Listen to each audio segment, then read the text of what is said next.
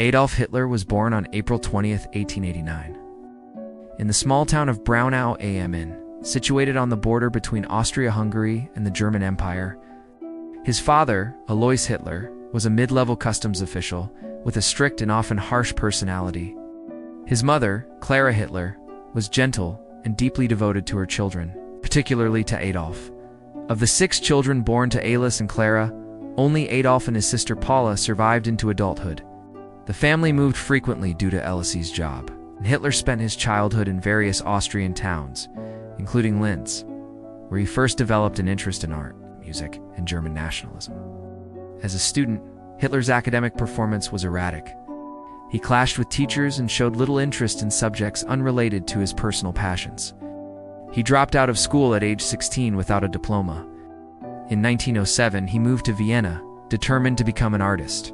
He applied to the Vienna Academy of Fine Arts but was rejected twice. In 1907 and 1908, the Academy cited his lack of talent in drawing the human form, though his architectural sketches were noted as competent.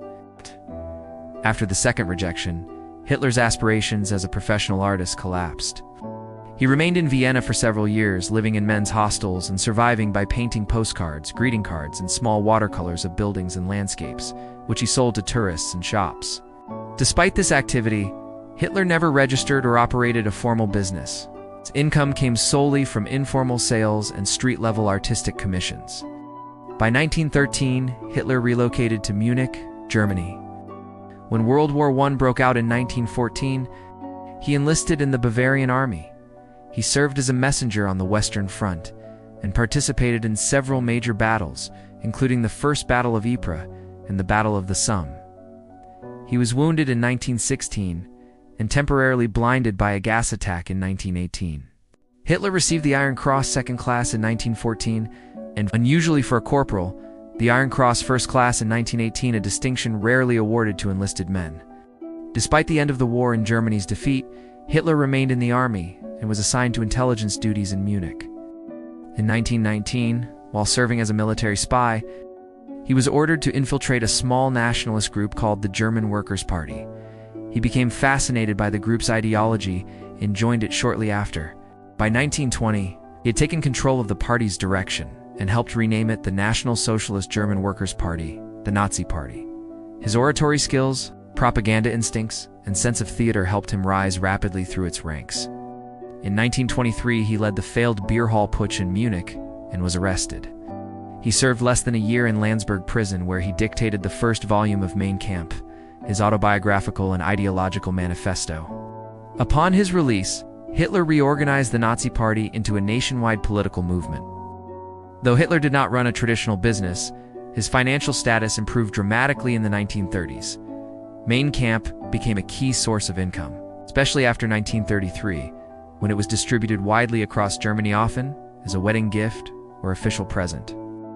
By the mid-1930s, Hitler was earning royalties from millions of copies and no longer paid taxes. He gained further control of financial operations through the Nazi Party's publishing company, Franz Air Verlag, and its official newspaper, the Völkischer Beobachter. Through these propaganda tools, Hitler accumulated significant wealth without owning conventional assets or forming corporations. Additionally, wealthy industrialists and conservative elites in Germany contributed large donations to the party, believing they could influence or control him. Hitler's closest personal and political associates played critical roles in maintaining and expanding his authority. Heinrich Himmler served as the head of the SS and oversaw internal security, police forces, and concentration camps. Joseph Goebbels, Minister of Propaganda, masterminded mass media manipulation and public messaging. Hermann Göring, a decorated World War I pilot, became the head of the Luftwaffe and oversaw the 4-year plan for war readiness. Rudolf Hess, Hitler's deputy, was involved in party administration until his mysterious solo flight to Scotland in 1941. Martin Bormann, Hitler's private secretary, eventually became one of the most powerful men in the Third Reich by controlling access to the Führer. Albert Speer, Hitler's favorite architect, rose to become Minister of Armaments and ensured the prolonged functioning of Germany's war industries. Other early companions included Julius Schreck, Hitler's original chauffeur and bodyguard, and August Kubizek, a childhood friend from Linz who later published personal accounts of their youth. Despite his growing power, Hitler maintained an emotionally distant and hierarchical relationship with his inner circle.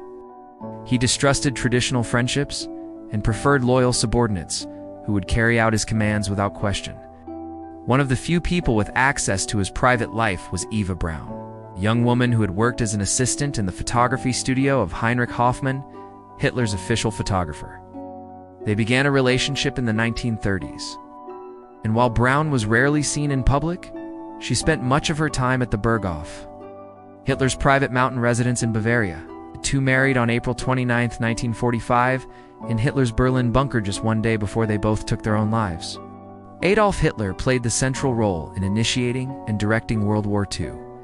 On September 1, 1939, under his orders, Germany invaded Poland using a military tactic known as blitzkrieg, or lightning war.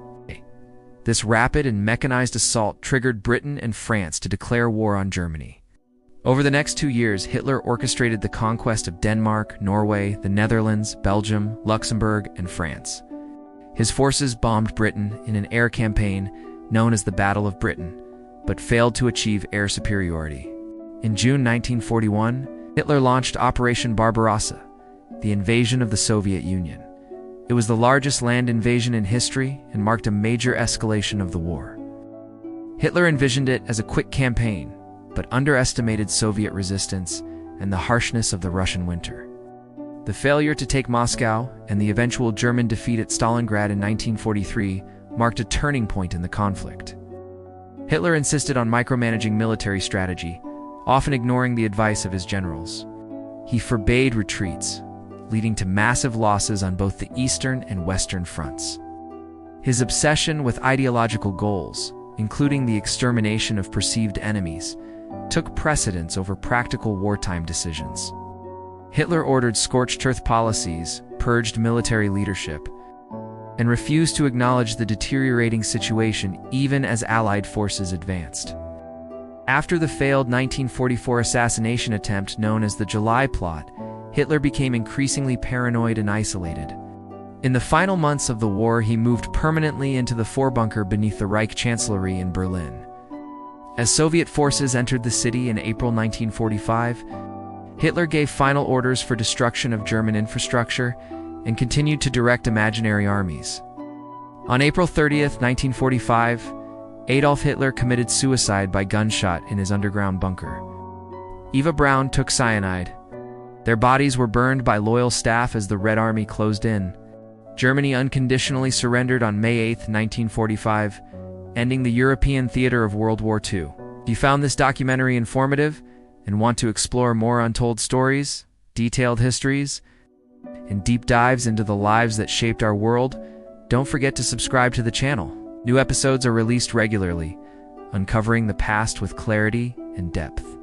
Hit the subscribe button, turn on notifications, and join us as we continue to explore history without filters, without fiction, just the facts.